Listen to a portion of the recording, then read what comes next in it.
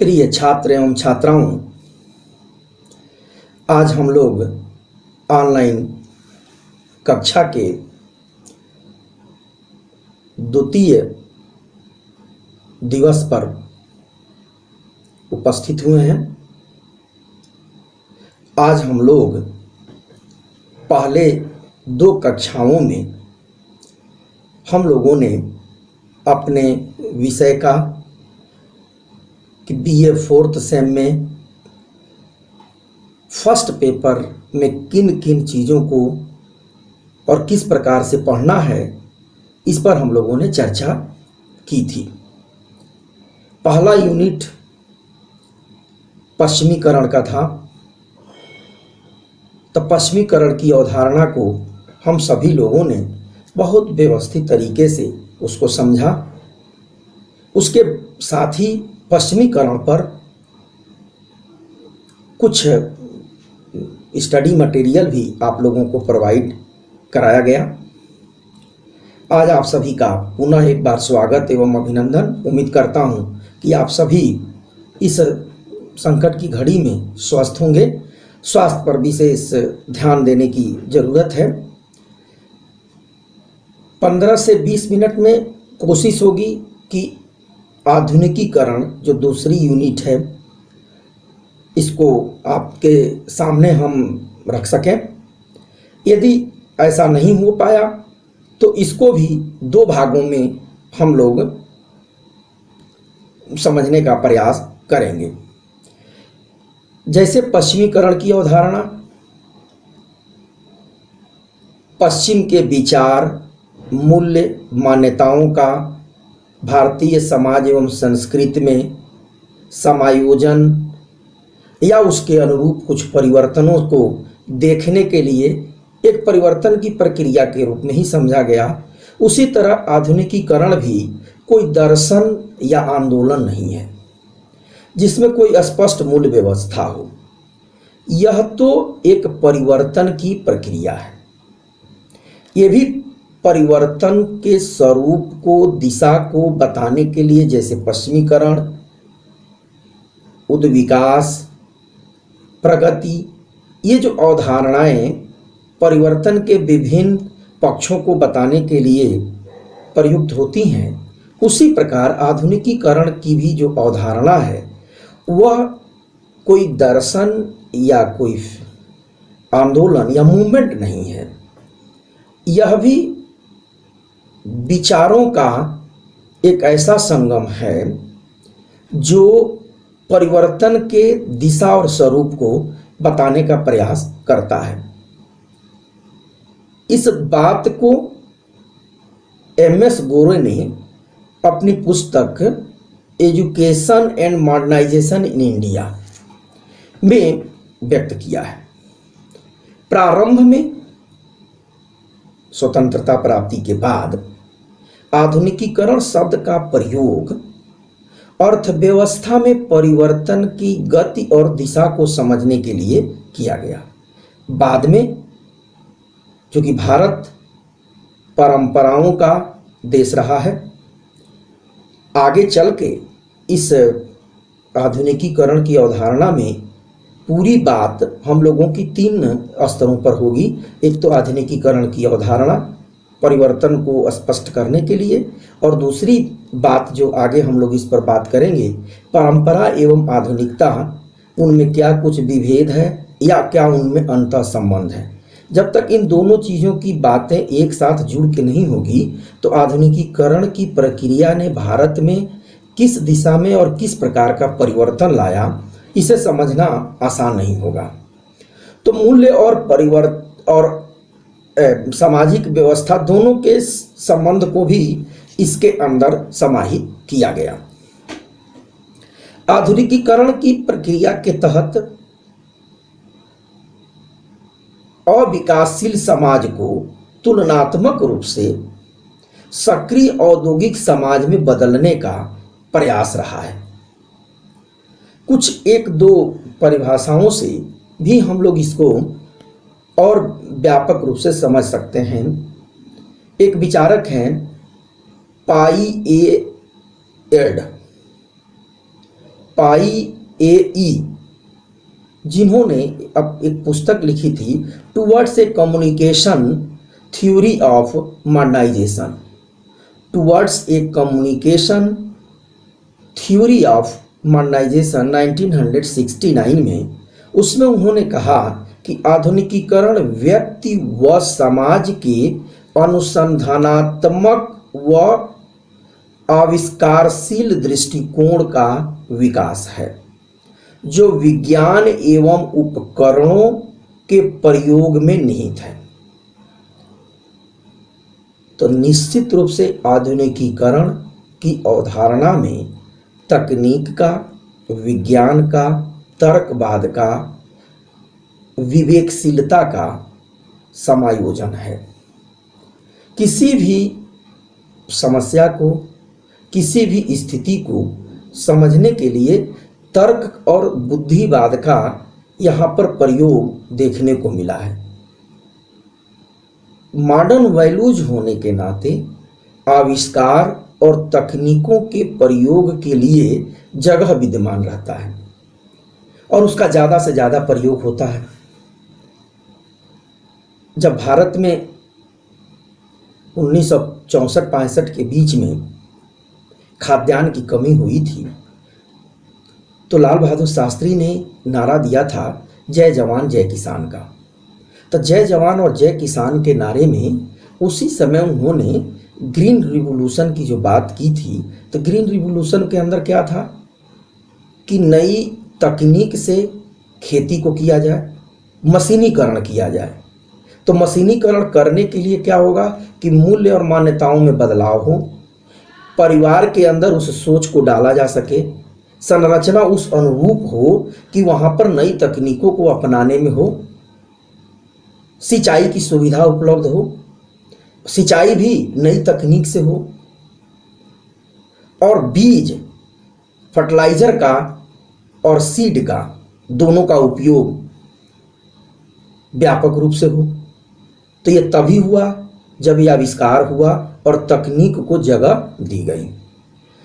दूसरी परिभाषा इसी के तहत हम लोग देख सकते हैं, MM श्रीनिवास एक बहुत बड़े हमारे यहाँ मानव शास्त्री और समाज वैज्ञानिक रहे हैं, जिन्होंने पश्चिमीकरण, संस्कृतिकरण और आधुनिकीकरण को परिवर्तन के अवधारणाओं के लिए व्यापक रूप से प्रयोग किया। किसी भी पश्चिमी देश की तरह आधुनिकीकरण के आदर्शों, चाहे वो प्रत्यक्ष रूप से हों या अप्रत्यक्ष रूप से हों, उनके द्वारा होने वाले परिवर्तन को ही हम आधुनिकीकरण कहते हैं। तो परिवर्तन में पश्चिमी के देशों के, पश्चिमी यूरोप के जो देश हैं, शुरुआती दौरों में वहाँ पर तकनीकों का व्यापक विस्तार हुआ, क्योंकि 1960 में इंडस्ट्रियल रिवॉल्यूशन भी पश्चिमी यूरोप के अंदर ही हुआ, फ्रेंच रिवॉल्यूशन भी पश्चिमी यूरोप के अंदर हुआ। तो जहाँ पर रिवॉल्यूशन, औद्योगिक क्रांति, इसने पूरे विश्व की सामाजिक और आर्थिक परिदृश्य को बदला। उसका प्रभाव निश्चित रूप से विश्व के अनेक देशों के ऊपर पड़ा। अब प्रोफेसर योगेंद्र सिंह, जवाहरलाल नेहरू विश्वविद्यालय के फाउंडर प्रोफेसरों में से एक, उन्होंने मॉडर्नाइजेशन ऑफ इंडियन ट्रेडिशन पुस्तक को लिखा। मॉडर्नाइजेशन ऑफ इंडियन ट्रेडिशन, उसमें उन्होंने बड़े व्यापक तरीके से आधुनिकीकरण, आधुनिकता और परंपरा के बीच के अंतर संबंधों को बताने का प्रयास किया। वहाँ पर एक छोटी सी परिभाषा उन्होंने रखी कि आधुनिकीकरण संस्कृति का प्रत्यय है, संस्कृति प्रत्यय है के रूप में इसको परिभाषित किया जा सकता है, जिसमें प्रत्येक क्षेत्र में, चाहे वो वैज्ञानिक हो, सामाजिक हो या आर्थिक हो, सभी का आशय केवल उद्विकास से है। फिर से इस परिभाषा को देखा जाए, आधुनिकीकरण संस्कृत प्रत्यय का रूप है, जिसमें प्रत्येक क्षेत्र, चाहे वह वैज्ञानिक हो, सामाजिक हो या आर्थिक हो, सभी का आशय केवल उद्विकास से है। तो उद्विकास का मतलब एक क्रम में दूसरे क्रम तक का एक दिशा हो, उसमें परिवर्तन को देखने की बात हो। अब आधुनिकीकरण की इन परिभाषाओं के बाद ये बात तो स्पष्ट हो गई कि आधुनिकीकरण परिवर्तन की दिशा को बताने का ही एक मार्ग है या एक अवधारणा है। इसके कुछ चरण हैं, जिन चरणों को यदि वहां पर वो उपस्थित है तो हम मानेंगे कि आधुनिकीकरण की प्रक्रिया चल रही है। जैसे खोज परख सोच, तो भारतीय समाज में निश्चित रूप से वैदिक काल से लेकर अब तक परंपराएं होने के बावजूद भी नई चीजों की खोज के लिए एक जगह रहा है, एक सोच रही है। और दूसरी बात ये रही कि विभिन्न संस्कृतियों के अंदर के मूल्य मान्यताओं को, परिवर्तनों को समझने के लिए यहाँ पर स्थान बना रहा। इसीलिए सामंजस्य की स्थिति यहाँ पर हुई। तो वसुधैव कुटुंबकम की जो अवधारणा यहाँ पर हो सकी वो इसी के कारण रही। नवीन मशीन एवं तकनीकों का आविष्कार, ये भी सही बात है। लगातार भारतवर्ष में निजी क्षेत्र में भी और सार्वजनिक क्षेत्र में भी इसके लिए बहुत सारे प्रयास हुए कि नई नई मशीनें का आविष्कार हो, तकनीक का आविष्कार हो और नवीन सामाजिक संरचना का निर्माण। तो विभिन्न परिवर्तनों के बाद, लोकतांत्रिक व्यवस्था होने के बाद लगातार कालखंडों में संसद से, समाज के खुद अंदर जन जागृति से, विभिन्न प्रकार के मूल्य मान्यताओं में कुछ परिवर्तन किया गया, कुछ आत्मसात किया गया, कुछ बदलाव किया गया, ताकि एक नवीन सामाजिक संरचना विकसित हो सके जहां पर सामूहिकता का भाव हो, सभी के लिए कुछ न कुछ अवसर विद्यमान हो और सभी की सहभागिता उसके अंदर विद्यमान हो। इन 3 चरणों का उल्लेख कॉन्सेप्ट ऑफ मॉडर्नाइजेशन नामक पुस्तक में जेम्स ओ कोलेन ने किया था। जेम्स ए कोलेन ने कॉन्सेप्ट ऑफ मॉडर्नाइजेशन पुस्तक में इस 3 स्टेप्स की बात की कि खोज परख सोच हो, नवीन मशीनों तकनीकों का आविष्कार हो, नवीन सामाजिक संरचना का निर्माण हो। इसके बाद कुछ परिभाषाओं और इस चरण के विश्लेषण के बाद आधुनिकीकरण की कुछ फीचर्स हैं जो समाज में दिखाई पड़ते हैं, जिसके आधार पर कहा जा सकता है कि भारतीय समाज आधुनिकीकरण की प्रक्रिया की तरफ बढ़ रहा है। उसमें है सबसे पहले बुद्धिवाद, यूं कहें कि तार्किक बुद्धिवाद। दूसरा है धर्मनिरपेक्षता।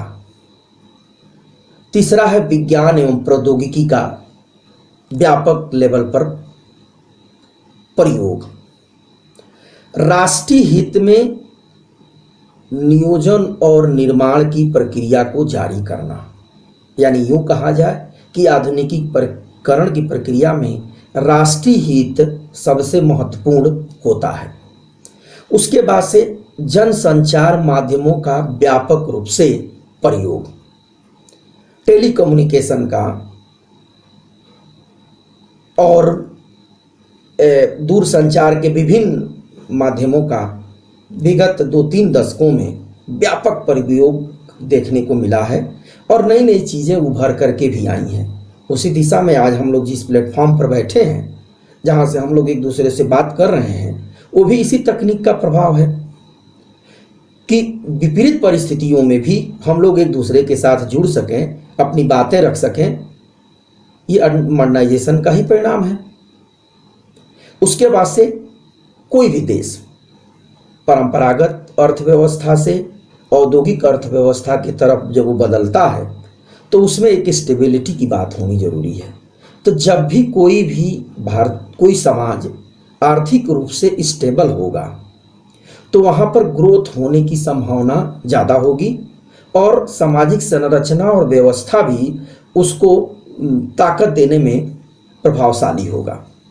तो ये चीज़ें यानी 6 जो मौलिक विशेषताएं हैं जिसका उल्लेख हम लोगों ने किया, उसमें तार्किक बुद्धिवाद, दूसरा धर्मनिरपेक्षता, तीसरा विज्ञान एवं प्रौद्योगिकी का प्रयोग, चौथा राष्ट्रीय हित का प्रबल समर्थन और दूर संचार तकनीकी का किसी भी योजना में प्रयोग या सामान्य जीवन में भी उसका प्रयोग और सुदृढ़ अर्थव्यवस्था। तो ये तो कुछ प्रमुख विशेषताएं रही हैं। अब एक चीज और यहाँ पर अब आगे देखा जाए कि आधुनिकीकरण की मेजरमेंट्स क्या होंगे, क्या क्या चीजें यदि हो रही हों तो हम मानेंगे कि आधुनिकीकरण की प्रक्रिया चल रही है या हो रही है। तो स्वतंत्रता प्राप्ति के बाद इन 70 दशकों में हम सभी ने इसके पहले भी जब पश्चिमीकरण के अवधारणा के तहत बात किया था तो भारतवर्ष में नियोजित परिवर्तन की बात शुरू से रही है। कभी भी कोई भी चीज़ हुई है वो नियोजन के ही थ्रू हुआ है, हैजर्ड कुछ नहीं है। अब वो बात अलग है कि कहीं पर नियोजित परिवर्तन का लाभ ज़्यादा मिला हो और कहीं पर कम मिला हो, ये स्थिति हो सकती है। उसमें आगे चल करके उस व्यवस्था में बदलाव किया जा सकता है या हो सकता है। तो अर्थव्यवस्था का औद्योगिक या उद्योगों में बदलाव, पहली एक मेजरमेंट का शर्त होगा कि जैसे कृषि, दूध उत्पादन, मत्स्य उत्पादन में भी नई तकनीक का प्रयोग जब प्रारंभ हो जाए तो ये माना जाएगा कि जब प्राथमिक संबंधों और प्राथमिक क्षेत्र में जब नई तकनीक का प्रयोग प्रारंभ हो जाए तो उस समाज व्यवस्था में निश्चित रूप से माना जा सकता है कि आधुनिकीकरण की प्रक्रिया तीव्र गति से चल रही है। तो भारतवर्ष के अंदर अब प्रायः सभी प्रांतों में, सभी जगहों पर खेती और खेती से संबंधित, चाहे वो दुग्ध उत्पादन है, मत्स्य पालन है, मुर्गी पालन है, कीट व्यवसाय का है पालन है, मैंने उससे जुड़ी कृषि और कृषि से संबंधित जो उद्योग हैं वहाँ पर नई नई तकनीक के माध्यमों से अब उत्पादन को बढ़ाया जा रहा है, कार्य क्षमता को बढ़ाया जा रहा है, श्रम का विशेषीकरण किया जा रहा है। द्वितीयक और तृतीयक क्षेत्र में जब किसी भी समाज में बढ़ने लगे तो ये मान के चला जाए कि वहाँ पर आधुनिकीकरण की प्रक्रिया तीव्र गति से चल रही है। और जो कि शुरू से इस बात पर सभी विद्वान और सभी लोगों का एक मत रहा, समाज वैज्ञानिकों का, कि भारत में पारलौकिक व्यवस्था में विश्वास रहा है। तो जब विचारों का धर्मनिरपेक्षीकरण होगा तो निश्चित रूप से वहां पर आधुनिकीकरण की गति तीव्र होगी। तो भारतीय संविधान का मूल आत्मा ही सेकुलरिज्म पर है। पंथ निरपेक्षता की बात भारत में है, वैसुटव कुटुंबकम की बात है। ये केवल विचारों और सिद्धांतों में ही नहीं है, जीवन पद्धति में भी इसको हम देख पा रहे हैं। उसके बाद से तकनीक और वैज्ञानिक शिक्षा का प्रसार। तो जिस तरह से शुरुआती पंचवर्षीय योजनाओं में आधारिक संरचनाओं का जब निर्माण हुआ तो उस समय एम्स का निर्माण, भारतीय प्रौद्योगिकी संस्थानों का निर्माण, आईएम का निर्माण, बड़े बड़े बांधों का निर्माण, बड़े बड़े स्टील प्लांट्स का निर्माण, तो ये जो चीज़ें हुई ये नई तकनीक को लाने के बाद ही संभव हो सकी। और ये जितने ही आईआईटी का विस्तार होता गया तो ये बुनियाद तय हो गई भारतवर्ष की कि यहाँ पर तकनीकी शिक्षा का विस्तार होता जा रहा है। भौतिक जीवन स्तर में भी वृद्धि हो, ये भी एक मेजरमेंट का सूचक है। कि रोटी कपड़ा मकान, इन बिंदुओं पर यदि बल दिया जाता है और जीवन की मिनिमम आवश्यकताएं पूरी होती हों, सभी के पास रोजगार के अवसर की समानता हो, रोजगार मिलने की संभावना हो, न्याय का समान वितरण हो, योजनाओं में सहभागिता हो, तब जाकर के जीवन स्तर में सुधार होगा। उसके बाद से एक बात और जो इसके मेजरमेंट में है, तो निर्जीव शक्ति जो रिसोर्सेज हैं, उन रिसोर्सेज के प्रयोग के अपेक्षा जैविकीय रिसोर्सेज का यदि ज़्यादा प्रयोग होने लगे तो वहाँ पर भी ये माना जाएगा कि आधुनिकीकरण की प्रक्रिया तेज चल रही है। हम लोगों ने पहले आगे भी पढ़ा कि प्राथमिक क्षेत्र से द्वितीयक क्षेत्र, तृतीयक क्षेत्र में जितना ही बदलाव होगा या उसकी भागीदारी बढ़ेगी, तो हम मान के चलें कि आधुनिकीकरण की प्रक्रिया तीव्र गति से चल रही है। प्रति व्यक्ति राष्ट्रीय आय का बढ़ना, सकल घरेलू उत्पाद का बढ़ना, आज लगभग भारत की इकॉनमी लगभग $3 ट्रिलियन के आसपास है। अमेरिका की इकॉनमी इससे ठीक 10 से 11 गुना ज़्यादा, 30 से 31 ट्रिलियन डॉलर है। तो सोचिए कि हम अभी कहाँ पर हैं। यदि अपनी इकॉनमी को आज हम 5-7 वर्षों के बीच में ये तय किया गया कि अपनी इकॉनमी को कम से कम 5 ट्रिलियन तक ले जाया जाए, इसके घरेलू सकल उत्पाद को, बहुत बड़ी चुनौती है। इसके लिए कम से कम 7 से 8% की दर से आर्थिक विकास हो, और ये जो वर्तमान परिस्थिति है, इस स्थिति में 2 से 3% के बीच भी जीडीपी रुक जाती है तो ये बहुत बड़ी बात होगी। तो चुनौतियां हैं। तो इन चुनौतियों में यदि सकल घरेलू उत्पाद ज़्यादा होगा तो उसके विभिन्न अंशों में खर्च, अभी भी शिक्षा के क्षेत्र पर बार बार ये हर पंचवर्षीय योजना में ये बात कही गई कि जीडीपी का 6% तक शिक्षा के क्षेत्र में खर्च करने की बात हो, लेकिन आज तक उस पर नहीं हो पाया क्योंकि हमारी प्राथमिकताएं बदलती चली जाती रही।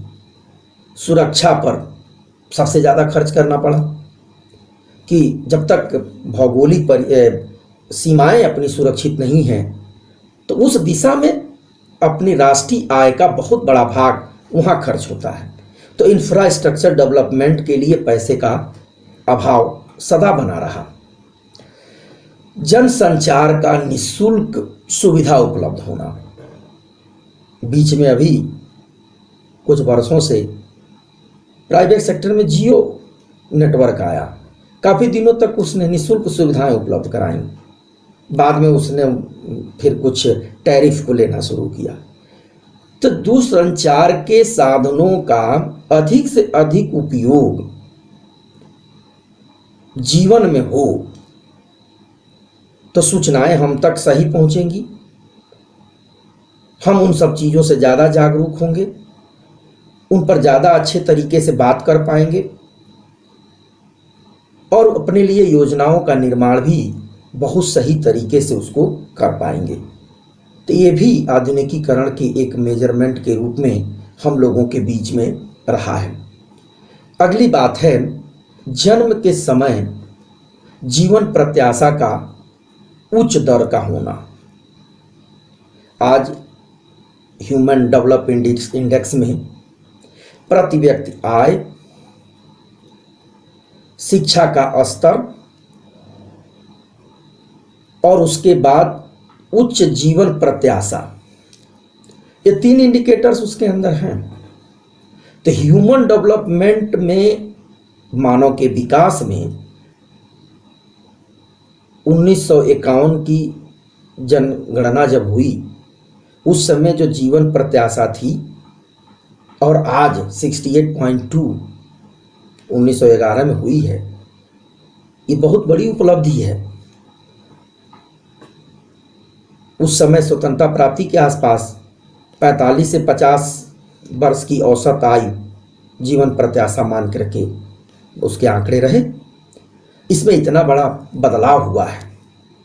यह बदलाव निश्चित रूप से आधुनिकीकरण की प्रक्रिया को भारतीय समाज में व्यापक रूप से देखने के लिए पर्याप्त है। प्रिय छात्र छात्राओं, अभी इसमें बहुत सारे सेगमेंट बच रहे हैं, तो अगली कक्षा में हम लोग कोशिश करेंगे उसमें कि आधुनिकीकरण, आधुनिकता, परंपरा और भारतवर्ष में आधुनिकीकरण के जो परिणाम हैं, इन पर चर्चा अगले सेगमेंट में, अगली कक्षा में हम लोग करेंगे। आज हम लोग आधुनिकीकरण की अवधारणा क्या है, आधुनिकीकरण के चरण क्या हैं, स्टेप्स क्या हैं, और आधुनिकीकरण की विशेषताएं क्या हैं, जो मौलिक 6 विशेषताएं थी जी, उस पर हमने आपसे बात की, और आधुनिकीकरण के मेजरमेंट्स क्या होंगे, किस आधार पर आधुनिकीकरण को मापा जाए। इतनी बात आज हम लोगों ने यहाँ पर रखी। आप लोग जब कक्षा में ये ऑनलाइन इस पर चर्चा होगी, आप करेंगे, कोई फीडबैक आपका होगा, वो आप गूगल प्ले क्लास जो बना है, गूगल क्लास प्लेटफॉर्म, उस पर अपनी आप लोग टिप्पणी रखिएगा। अगली कक्षा में उन शंकाओं का समाधान हम सब करने का प्रयास करेंगे। अगली जो कक्षा हम लोग लेंगे उसमें इसके बाद वाले जो स्टेप, जो बचा हुआ जो विषय वस्तु है उसको, और उसके बाद उसी दिन इस पर जो पूरी आधुनिकीकरण की अवधारणा पर जो हमने एक नोट्स आपके लिए बनाया है, विषय वस्तु तैयार की है, उसे भी अपलोड कर देंगे। तो आधुनिकीकरण की अवधारणा तो यानी 2 यूनिट हम लोगों की इस स्थिति में कंप्लीट होगी। आज आप लोग इस कक्षा में जुड़े, इसके लिए बहुत बहुत धन्यवाद। आप लोग अपना, अपने परिवार का विशेष ध्यान इन परिस्थितियों में रखें, लॉकडाउन के नियमों का और पालन करें। बहुत बहुत धन्यवाद। Thank you.